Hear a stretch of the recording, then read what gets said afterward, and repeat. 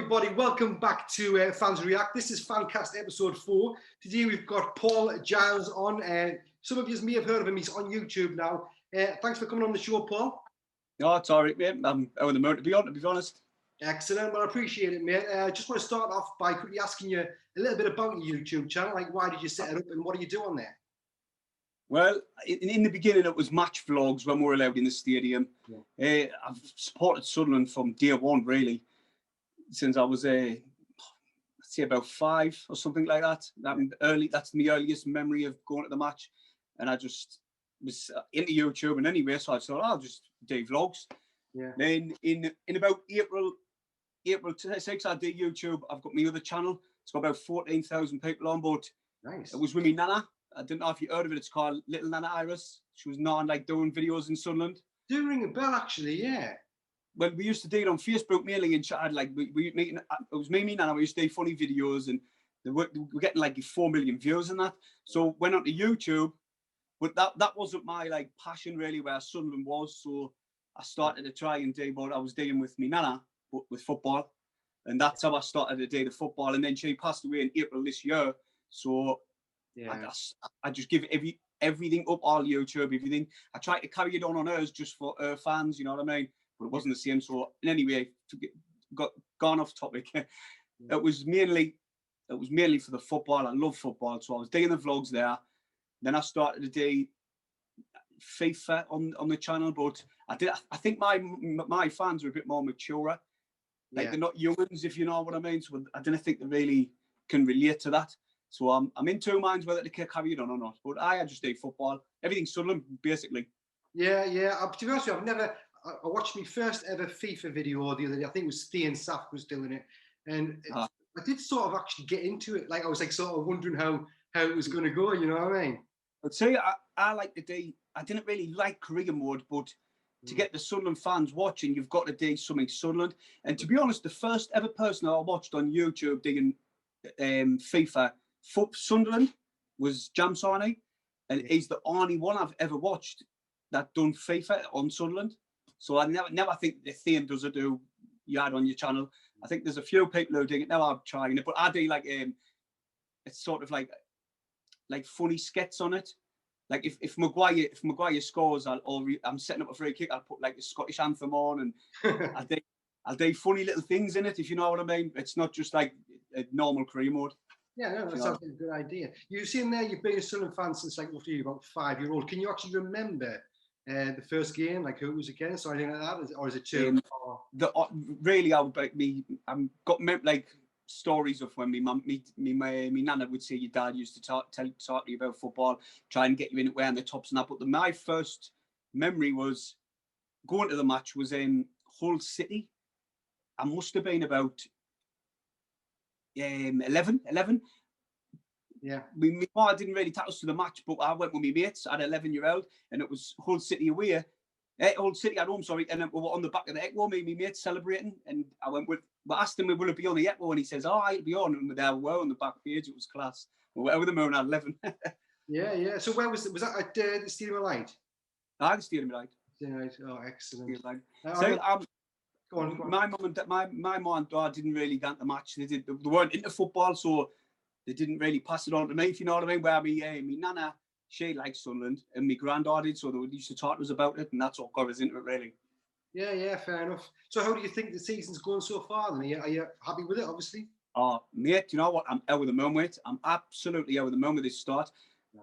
Like I said, when I first, like on my channel, I was saying, like, it was just a blip, really. You know, the 1-1 in the against Bristol was. It was just a mistake game, if you know what I mean. And then from then on, it's been class performance after class performance. It's the most favourite performance I would say was Oxford away, because Oxford are expected to be there and thereabouts, you know, in the top 5 even. So for us to go down there and put a performance in like we did, I was absolutely out of the moon with that. Yeah. What do you think is actually giving us these performances? Like I've said on Twitter recently, I think for me, Bailey Wright and the clean sheets, but I know there's a lot of other aspects in the team that's got us playing the way we are. What do you think is the main reason we're getting these results and performances? Obviously, I totally agree with you there. Bailey Wright he's instrumental in our team. But also Grant Ledbetter as well. Yeah. He brings a calmness to the midfield. Like, he mop up loose balls. He keeps a calmness to the defence as well. I know Bailey Wright does, but so does Grant, because when the wing backs run on, or the Jordan Willis used to run on with 09 and overlap, you could see Grant Ledbetter just drifting back and just covering their position. Yeah. And he brings us so, like, the team just cool, if you know what I mean. Yeah. Like, calmness to the team. He brings us so calm. He makes it. Yeah, big style. I think a lot of fans, I mean, yourself included, with before the season, were thinking, yeah, maybe he's a bit too old, a bit slow, but like his passing, I said it in one of the, I think it was the last Fans React video. It's just like it's like a new signing. He's absolutely brilliant in my opinion. Oh, I totally agree with you. I was doing a live stream for the Sunderland match. It was Denver Hume was running on, and he must have passed a 70-yard ball right to his feet, and he'd done that about 4 or 5 times. And I was saying to people who was watching, did you? Well, obviously they didn't see it because I weren't allowed to show them. But sometimes I'll quickly show them. You know what I mean? Like if it's a replayer, I know you're not allowed, but I'd stick it anyway. But he must have hit his 70-yard pass right to Hume's feet, and I bet you Hume was like over the moon for them type of passes, because it gets him pushing further down the field, rather than like it getting hit behind him, then he's had to come back, or he's getting hit into touch. You know what I mean? Yeah, big style. I've noticed loads of fans giving him man of the match after practically every game. The last, I'd say, like 3 games especially, just being brilliant. Oh, definitely. Well, in the earlier games, like the first 2 or 3 games, I was giving it to Denver Hume. Yeah. But then it didn't get us wrong. Grant Ledbetter was a close second, but the past couple of games, it's been Grant Ledbetter, definitely. Bailey Wright's done really well as well. And do you know how, to be honest, 09 has that centre back. Yeah. He's versatile as out. He can play it anywhere. Yeah, there's quite a few. Every game, there's like sort of 4 or 5 players you could easily give it to, and you couldn't like really complain about it. Yeah. So yeah, that's good to hear that the whole team's playing really well. We've also recently signed this new guy. I don't know a lot about him, Callum McFadzean. I think I'm probably saying it wrong, but we've recently signed him. Have you heard of him? Do you know much about him? Are you happy with that? To be brutally honest, you know, I didn't sugarcoating out. I had never heard him before in my life. Yeah. But I done like a little bit of research on him, and he came through the ranks at Sheffield United. He's 26, so he's not like 34. Like, he's not pushing it. He's still young, really. Yeah. And he's had loan spells at Burton. He had them at Chesterfield and Stevenage. He can play centrally as well as, I think it's cover for Denver Hume, or even to push Denver Hume for that spot. Yeah, totally agree. There is a bit of, I don't know if you've done your research, there's a lot of people on Twitter mentioning some sort of checkered past he's got, where he's, I don't know, had trouble with the law to do with some assaults and things like that. Do you think it's fair to sort of judge him on that? I think it was like 7 years ago, or should he? Oh, I know. Yeah. Mate, we're living in a world full of snowflakes at the minute. So if people's not going to give him another chance after, do you know, everybody's got it past. Yeah. Just forget about it, let them go and wait. You know what I mean? Yeah. All yeah, fair enough, mate. So anyway, if you were sort of in charge, you were given full control of the club. Now you're the new owner. You've got a lot of money in your back pocket. What changes would you make at the minute? Is anything you would do differently? Would you change the manager? Are you happy with Phil Parkinson? Mate, I'm honestly 100% behind Phil Parkinson at the minute. He's not a Jack Ross. We didn't leak goals anymore. Like, if we had 1-0 up under Jack Ross, we would have either lost the game, or even like drew the game, or even lost the game. And that was happening 19. Was it 19 times we had? 19 tries. Yeah. So there you go. Like, he stopped that from happening. I've never been so comfortable watching Sunderland at the back now in defence, the back 5, for quite a while. Yeah. The season where we come down from the Championship, that was demoralising. We're in League One now. We've got to accept that as Sunderland fans. I think we've got to accept the fact that we're not a Premier League team now. We're not even a Championship team. We are League One. So what Phil Parkinson's done, he's showed up the defence. Mm-hmm. Our strikers will score eventually. Just give them time. And I honestly believe, hand on heart, this is our season, and we're going up. Yeah. I really believe that. Yeah, Under Phil Parkinson as well. Yeah, I think there is a lot more positivity this year. I mean, I know Sunderland are quite well known to give you that little bit of positivity and then kick you in the nuts just as you think it's going to start getting. I call them Jekyll and Hyde. Yeah. I call the Sunderland team's Jekyll and Hyde because 1 minute they're mint, the next minute they just they tack you down. But at the minute, we're unbeaten this season. Apart from the cup game, which no one gives a shite about, to be honest, I've said this a few times. But apart from the cup game, we're unbeaten this season. We've only drew 2. So everybody's got to be optimistic. You can't be like, get party out and all that. I feel like people sometimes don't have a clue when they're seeing stuff like that. Get party out and that. Yeah. At this minute, I mean, we're unbeaten. Just get behind them. That's all I can say, really. Get behind them. Yeah, I totally agree with that, especially with Parkinson. I think changing it now anyway would be just disruptive more than anything else. But talking about criticism from fans, our strikers, do they deserve the criticism they've had for not taking chances, not scoring enough goals, or should people sort of lay off them for a bit as well? To be honest with Charlie White, it was granted, like it was justified some of the stick what he was getting, because when the balls, there was some great balls in from Denver Hume, Scowen, even Gooch, Maguire, you name it. There was good balls into the box, and Charlie White was just disappearing. He was hiding behind the defence, and I was thinking, where is he? He should be getting on there. He's tall striker. He should be getting his aid on them, and he wasn't. He was hiding behind defence. The ball was at his feet. He was stumbling on the ball. He wasn't the best word at his feet. Where this last game just gone, he was like a total different player. He was winning headers, flicking them onto Maguire on the overlap. He was controlling it. Holder player was great. He was his feet work was all right, to be honest. Yeah. And then for the goal, I think it was an own. Did it go down as an own goal in the end? Yeah, I think it did. Yeah. Well, actually, the last time I checked it, it still said Charlie White, but that was shortly after the game. I've seen replays, and it is clearly an own goal. But own goal. But he was in that position, and he made the defender make that mistake. Yeah. So you've got to give him a little something. You know what I mean? Yeah. If you can't give him the goal, just give him that little thing where he made the defender make the mistake. But no, like, just gone off this last game now. We've got to move on from the criticism with Charlie White. He was playing shite. We all know that. Where now he got a goal. Where did he score the other day? He scored the game before and all, didn't he? Yeah, he scored it. Well, people are saying it was a tap in when they're saying it was. Yeah, well, that's what it was. It's a bit weird, me being on the opposite side of the camera. Yeah. Gooch put the ball in. It come at him at pace, and he did have to do a job, tap it in. But he got his goal. He's off the mark. From that, you can see his confidence gone up in the last game what we've just played. The way he played. Do you know what I mean? So I wouldn't be on his back as much now. Yeah, I totally agree. There's one of the guys does a lot of stuff on this channel called Umar, and he's a big. Well, he likes White, and I think he knows he's going to come good. He said the same thing. He's very much a confidence player. Now he's got the first goal. Like he believes more is going to come. Yeah. So he's right. I hope White, like I said, Ledbetter proved us wrong. I hope White does the same and can go on to score loads of goals this season. Well, if you watch the celebration after White's and Powell ran up to him, you could tell in the faces that he was ecstatic to get the goal, and that I can't believe I've actually scored. Even it looked like even he was going on like that. So he's a confidence player, like you can just tell. Yeah. That gave him confidence. His first goal with a tap in to then put a performance in he did in the last game. Just may continue if it progressively gets more and more better confidence wise, if you know what I mean. And then the goals will come.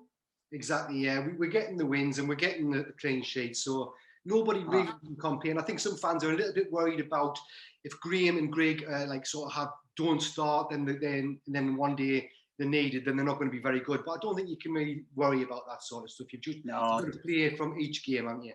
You definitely. Well, he scored more than them, so they've got nine between them, and he scored. Well, he scored one and then half one. I'll give him the half one for the own goal. Yeah. I think Danny Graham's had a chance. Which he didn't take. I don't think Griggs really had much of a chance to show what he can do. But Danny Graham, I didn't think the Charlton game went in his favour because he did miss quite a few chances in that game. Yeah. So I thought I was shocked. Let's be honest, I was shocked when he put White in. Yeah. So I really wasn't. And And then he put White in again. I was thinking, what's he doing? But he's proved everybody wrong, and I'm over the moon for him. Yeah, definitely. Hopefully that stays that way. Moving on slightly, there's been obviously for months and months and months on end, we've had talk of takeovers. People like William Story out there quite regularly, even recently still posting tweets about how it's going along. It's been imminent for months and stuff like that. Do you think there's anything in the pipeline anytime soon? And would you like it to be at this moment in time? Well, not with William Story. Yeah. But I honestly think William Story's just tried to get a little bit of publicity from the Sunderland name for his company himself, because he's been saying it's imminent for months and months. Yeah. I follow him on Twitter just to see what the crack is, you know what I mean? Yeah. And Stuart Donald is not selling the club unless we're in the Championship. That's in my opinion. Like, I don't know if I think he knows that the way Parkinson's got them played, and he's thinking, hey, hang on, if I just hang on for this one more season and I get these in the Championship, it's payday for me. So I don't think he's going to sell. No. Yeah, I totally. Until in the Championship. Yeah, it's bad business sense to sell it when we're playing so well, isn't it? It's just like he's going to obviously, if he gives it away, he's going to lose millions potentially if we get promoted. So. Oh, 100%, mate. I would indeed if that was my business. If I was watching my Sunderland team playing the way they are now, I'd be thinking to myself, hey, hang on a minute, I'm not going to sell it. You know what I mean? Why would he? Yeah, exactly. There's money at the end of the day. As much as it pisses all the Sunderland fans off that he's not selling it, what can we do? We've just got to let him get on with it, haven't we? Hopefully we can get out the league and he sells us for more money. Yeah, definitely. I think if we got promoted, he would want to sell us anyway, because I don't think he could carry it on any further. No. The problem is if we don't get promoted this season, then what sort of conditions the club going to be in financially? Hopefully we'll be fine, but I don't think we fully know that anyway. But what do you think has actually gone wrong with us? I mean, why did we end up in League One anyway? I mean, obviously bad football, but was there some riding factor? I think it was Ellis Short's bad decisions, really. Like, I kind of think that name, that Italian story, not story, Fontari, I can't think his name. Him who was spending all of his money, the Italian, that man. Yes, I know. His name. I don't think. Forget. He was giving him. It's basically Ellis Short was giving the wrong people his money to spend, really. Yeah. And then he just thought, listen, I'm not spending nothing more. And then with that, it was just a downward spiral from there. And then like silly managers, like changing the managers too many times, it doesn't help the team, regardless of what situation they are in. Didn't get us wrong. What we were digging is when we were right down the bottom, we'd sack the manager, then it'll give us a little boost and it will keep us in the league. And that happened too many times, and then it blew us in the arse, really. And then we went to the Championship, and I'm telling you now, mate, I've had a season ticket for years, and that was the most depressing season of my life in watching football in the Championship. When then we went down to league, it was depressing. Yeah, I still received a ticket. Well, if you ask you one of the next questions is what's your worst sort of moment in being a Sunderland fan? That must probably be it, is it? You're right, mate. That was it. The season where we got demoted into League One. The Championship season, it was terrible. It was terrible. So if that was your worst, we'll try and lighten the mood a bit. What is the best moment you can ever remember being a Sunderland fan? To be honest, there's quite a few what I could pick from. I'll just give you a quick little rundown of a few. The 3-0 when we beat Chelsea away, where what's his name? Noah? No. What was his name? The centre-back man, Noah. Yeah. When he picked the ball up and he dribbled past everybody, and it was a scuff shot at the end, and at Stamford Bridge, 3-0 away was class. But just off recent, I'm seeing recent times, it weren't really. Paulo Di Canio, 3-0 away. I was just watching that on YouTube yesterday when he was sliding along the touchline. It was amazing. I loved it when we beat Newcastle away, at home, 3-0 as well. Yeah. I just loved all the derby games, man. It was immense, especially at home. Yeah. The atmosphere was another level. But we beat Everton 3. Was it 3-0? We beat Everton 3-0 at the end of the season. Yeah. With Big Sam. It was similar to atmosphere to that, where everybody was singing. It was jam packed. It was electric. It's gonna be a while before we get them days back. Yeah. But I mean, it was either the Stamford Bridge 3-0 or no, it weren't. Let's be honest, it was Newcastle Sunderland 3-0. Yeah. I mean, that the Paolo Di Canio bit that you mentioned there, the passion in him at the time, how much it meant to him. It was like, it meant just as much to him as it did the fans. You know what I mean? It did. But I've noticed he still tweets about us even today. Like only like a couple of weeks ago or something, he was still tweeting about us, like the club and that, how much he loves Sunderland. And I think that, well, if you read into stories, the power meant to have went to his head or something in the way he was mapping people to eat certain foods and stuff like that. You know what I mean? If it's true, which nobody will know, then I don't know. You know what I mean? It was one of them. But I loved it when he was the manager of Sunderland. Like his passion, it was class. Yeah, definitely, totally agree with that. So who's your current favourite player at Sunderland, and who would you say is your current? Sorry, the favourite player of all time that's ever played for Sunderland. They got the two options there. Well, I'll go for me all time first. I would say Niall Quinn, not just for what he done on the pitch, for what he done off the pitch with Sunderland.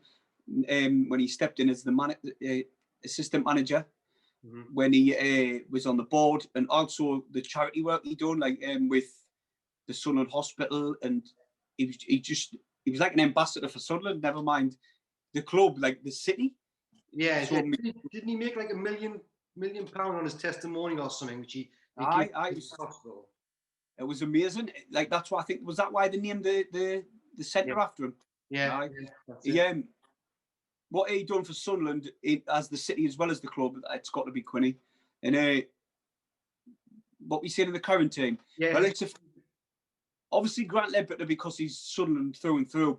He supported us, born in Horton. But I'd love to see O'Nine's attitude on Grant Ledbetter, if you know what I mean. Like he smiles, he's zest for life, everything like that. I love O'Nine as his attitude, but it's got to be Grant Ledbetter for me in the Sunderland team at the minute. No, that's totally fine. I understand what you're saying about O'Nine. Anybody that doesn't like him, there's got to be something wrong with him, really. Definitely, mate. Definitely.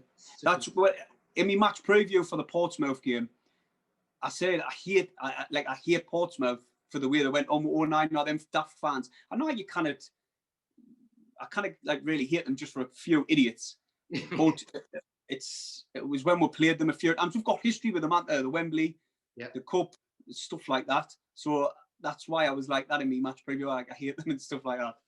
But O'Nine zest for life. It's infectious. When you see him smiling, it just helps. It makes you smile, if you know what I mean. Yeah. It must be really good to have her out in the dressing room, pick you up. Oh yeah, shit. 100%. But yeah, have you got any other teams or any other sports that you've got a soft spot for? Well, I like watching the Formula One. Yeah, definitely. Lando, I like watching that. Lando Norris. I would love him to do well. And Lewis Hamilton's winning every race all the time. But I haven't got like another sport apart from football. But like I like to see Liverpool do well just because of Jordan Henderson. Yeah. And I remember Alex Ferguson saying he'll not do well for the way he runs, because that's what he said, and he's proved him wrong. And there's like Ferguson also said, can you remember when Sunderland celebrated Man City winning the league when Man United were playing us, and we're singing, you're not singing and all, we're doing the dance where the fans turn around, the pod dance or something it's called, and he says he'll never forget that day. Now Alex Ferguson said that. Yeah. So that's why I like to say Liverpool do well, because Henderson shut Fergie up, and Henderson's he's ours really, and you know what I mean, Sunderland born and bred. Yeah. So I like I was saying, I've got like another team I like to say Liverpool do well, and I love Klopp. He's so charismatic. Yeah, he's yeah, I love watching him as well. He's funny as out. Cool. Oh well, if somebody said to you today, Paul, like here's some money, quite a lot of money. Yeah, I want you to place a bet on when you think Sunderland's going to be back in the Premiership, like in terms of years, like seasons. When would you put your money on? Well, I like to think I'm optimistic, so I'd say it would be back-to-back promotions. We're going up this season. We're going up in the Championship next season, and we'll be in the Prem as long as coronavirus is around, right? Yeah. If it's still behind closed doors, well gone up. For some reason, I think, and I might be wrong, others might disagree, I think we are playing better without the fans being there. I can't believe I've actually just tweeted about that today, asking, do you think it's even the slightest difference to have fans in the stadium? Like, 'cause it's home and away, obviously, isn't it? So yeah, you think not having the fans is helping our performances? At home, definitely. But like away, the amount of fans what we were taking to such small grounds, I think that would have been only a help for them. Plus, it's like the loyal supporters gone, you know, not the people booing when we haven't scored a goal in 20 minutes. It's literally the loyal fans who sing 3-0 down away and they'll not leave the ground. So I think away it helped. It'll be a disadvantage for Sunderland. Like, but at home, I think it's only an advantage for us. Yeah, yeah. I think we're doing better without the fans being there, to be honest. I really do. So if the fans are not there, we'll get back-to-back promotions. yeah. I think some of the fingers crossed. I totally agree. I think there is something with some of the players, not all of them, but I think some of the players are playing better because there's no fans. Maybe there's less pressure. Maybe it's even just psychological and they don't realise that it's having an effect on their game. But some people are saying, no, it's got nothing to do with the fans. You can't blame the fans. I was like, well, we're not blaming the fans, but like I do think there is some slight either advantage or disadvantage for different teams or different players. Definitely, mate. Look at Flanagan, look at Orna, look at Denver Hume. He's our most improved Sunderland player in that team. Can you remember when we were playing Bolton Wanderers away? And we drew 1-1. I went to that game and teams were bashing them 5s, 6s, 7s, and we went down and we just scraped a 1-1. Denver Hume got took off in the first half and he had a nightmare. Yeah. That Denver Hume is not the same Denver Hume we're watching today. He's got more, he's put more size on. Yeah. He's becoming more of like a man, if you know what I mean, instead of like a young boy. And he's a most improved Sunderland player. So I really do think that with the fans not being there, it's only improving our team. Look at Flanagan and all, there's another one. Yeah, I didn't get us wrong, Bailey Wright's helping him a lot at the back. Yeah, big style. Definitely. But is it a good thing, though? Is it a good thing that we are playing better without the fans? Because when the fans do come back, will that then have a negative impact? Only time will tell, I think, mate. Only time will tell. But Bailey Wright does help a lot with Flanagan. He does. Yeah. I know it's not all down to the fans not being there, but can you remember Jonas Kabul? He used to do the same with Cornier.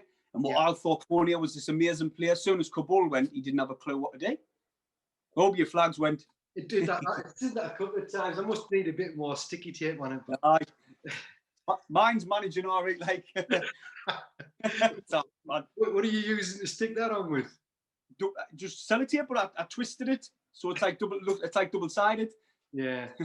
I need to do something for next time. I use proper good tape and all. But anyway, we've got Portsmouth next at home on Saturday. How do you think that's going to go? And would you give us a prediction for that, mate?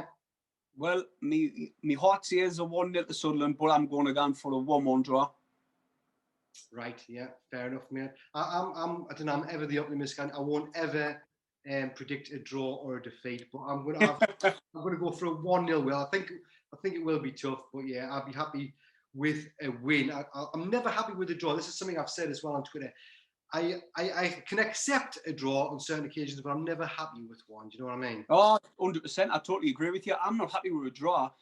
Well, to be honest, it's depending how we're playing in that game, in that Pacific game. If we are playing absolute terrible and we could have been getting beat 4-5 and then we get a draw, I'm a bit more happy. Yeah. But if we should have scored about 4-5, it's tables are turned. I'd be disappointed with a draw. You know what I mean? Yeah, totally.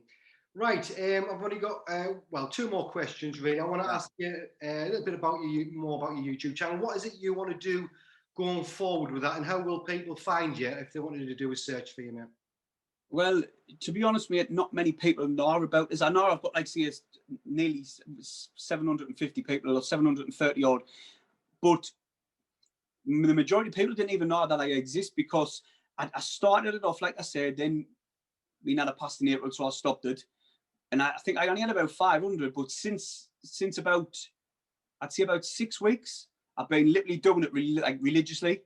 Yeah. And so I've gained like another 200. So I'm trying to aim for 1,000 for Christmas. Yeah. I would love it once the matches, like fans go back, I'll start vlogging it again and just carry on with what I'm doing. But once I hit 1,000, I'll start doing. I would love to like get other people on and make it like me friend. He's called Stephen Usher. He lives in Fulwell.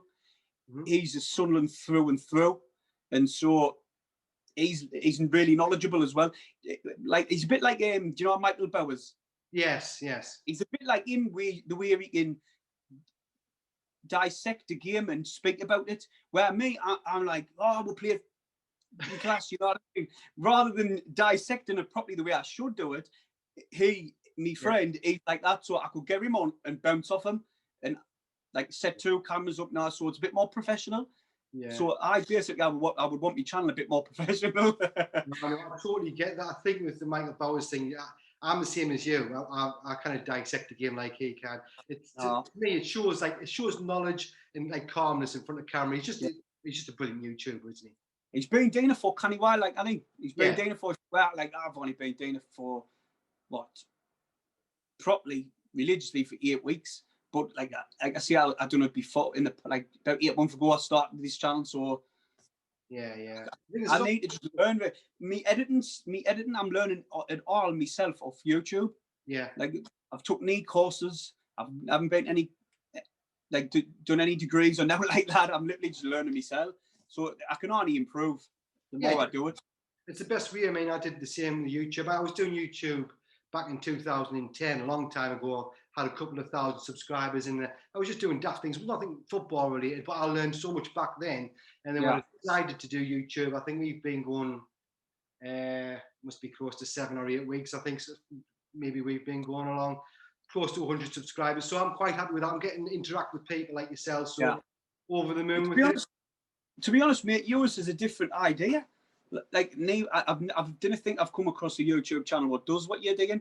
It's very unique. Like getting fans' reaction. Like basically, your channel is an average. You're the main person on the channel, and then you're getting everybody like fans, reacting to what they thought of the game.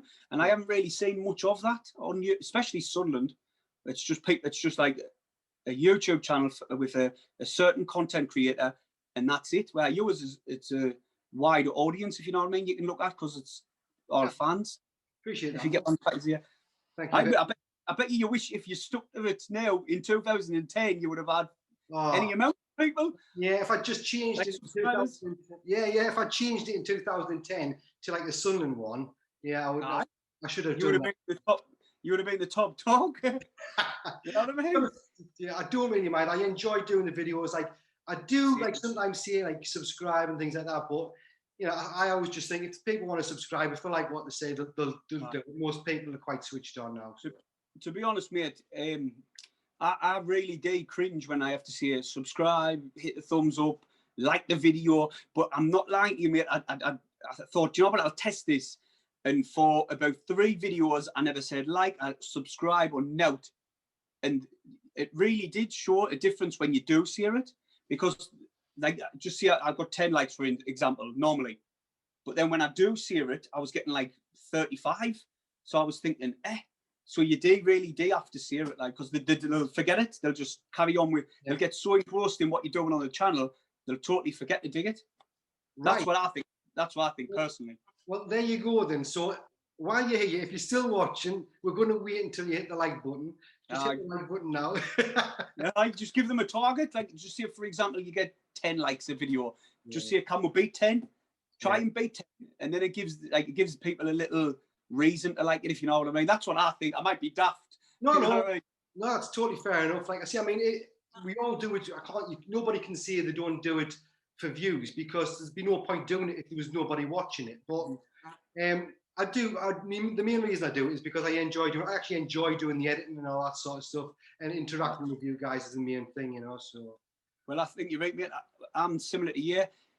Like, our lads will say, "Oh, you're digging another video? You're up there ages." No, because I like to do the editing, especially with this FIFA. Like, it's like adult humor what I've put into it with a career mode. So when I'm digging it, it does take a while, but I know that's not right, and I'll go back, and I do enjoy doing it. It keeps my mind occupied and all, because with Corona and that, and sitting in the house bored out your head, and like when we were locked down, it's totally different.